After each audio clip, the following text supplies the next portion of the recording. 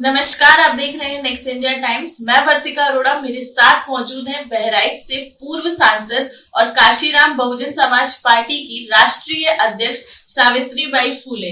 Ma'am, स्वागत है आपका हमारे चैनल पर।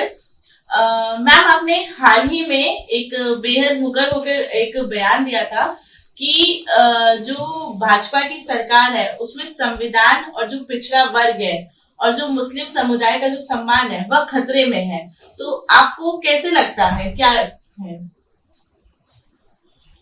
सादर जय भीम जी।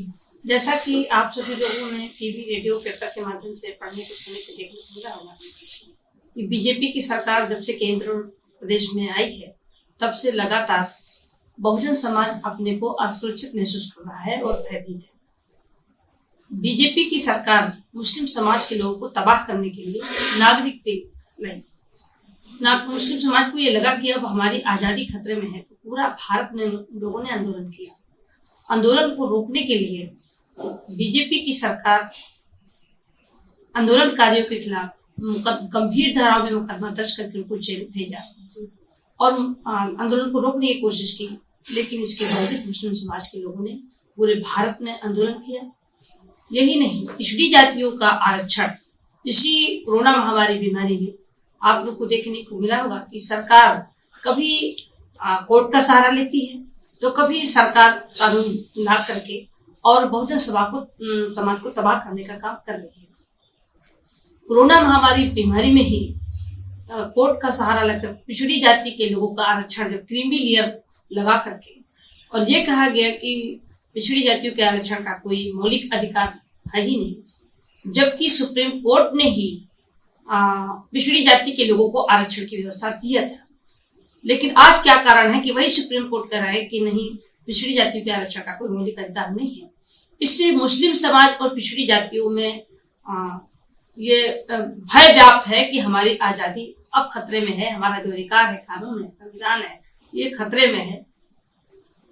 मैम, आपने ये भी कहा था कि जो बीजेपी की सरकार है ये दलित विरोधी भी है, तो आपको कैसे लगता है कि किस तरह से ये दलित विरोधी है? जब मैं 2014 में सांसद बनी और लोकसभा में बीजेपी की नीति व नियत को जब मैंने समझा, मुझे लगा कि बीजेपी आरएसएस की सरकार अनुसूचित जात जनजाति समाज के लोगों के लिए जो कानून है बहुत बारीकी से समाप्त कर रही है। और तभी से 6 दिसंबर 2017 से ही मैंने आवाज उठाने का काम किया था कि अनुसूचित जातियों का आरक्षण की व्यवस्था खत्म हो जाए।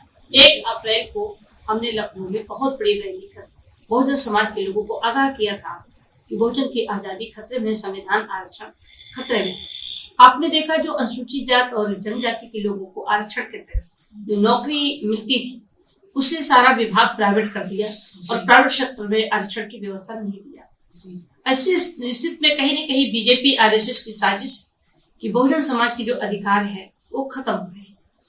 जहां पर कहती थी बेटी बचाओ बेटी पढ़ाओ, आज न तो बेटी को शिक्षा मिल रहा है और पूरे भारत में दलितों की बेटियों के साथ लगातार जघन्य अपराध हो रहे हैं।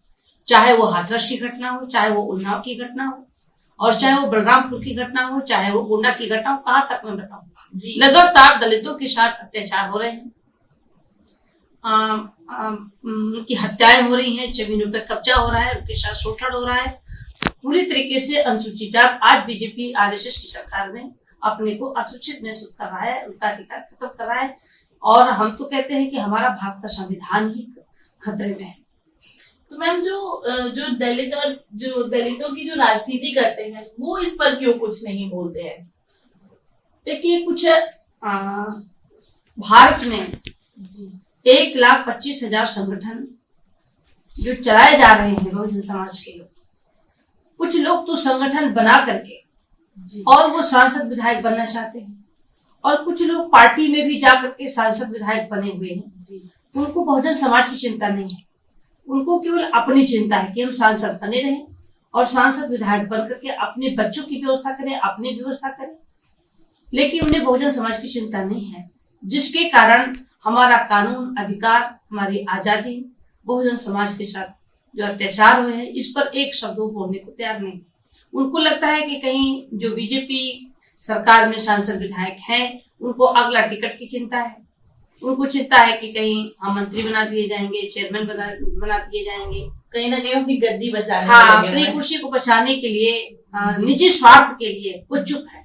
लेकिन अब पूरे भारत के अनुसूचित जाति के लोग भी समझ रहे हैं कि हमारे इतने सांसद होने के बाद लोकसभा राज्यसभा में दोनों में फिर भी एक तरफा जो सरकार कानून पास करती जा रही है, तो ये कहीं न कहीं हमारे लोगों की ही कमी है।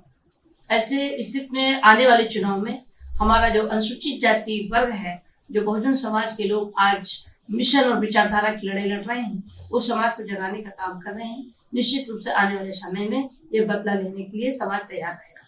तो मैम, जो 2022 में जो विधानसभा चुनाव आने वाले हैं, उसमें आप अपने समर्थकों से क्या अपील करना चाहेंगी?